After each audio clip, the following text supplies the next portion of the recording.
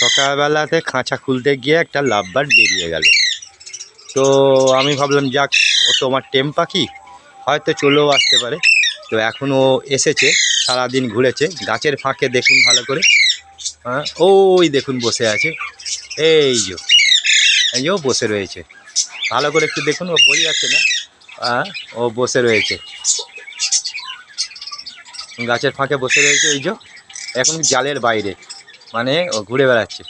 এখন একে ধরা মুশকিল আছে, ভয় পেয়ে উড়ে চলে যাবে আবার। সেই জন্য সন্ধে হোক, তারপরে আবার ধরবো।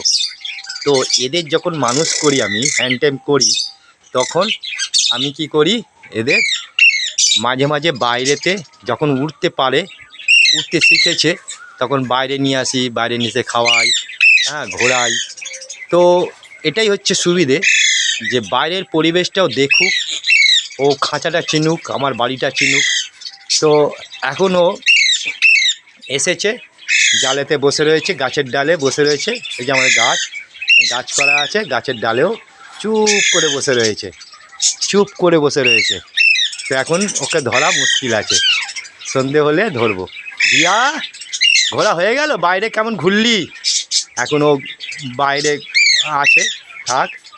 এখনও পরে ওকে ঠিক সন্ধেবেলায় আস্তে করে গিয়ে ধরতে হবে। এখন ধরতে গেলেই ও ভয় পেয়ে যাবে, ভয় পেয়ে গেলে তাহলে আবার উড়ে পালাবে।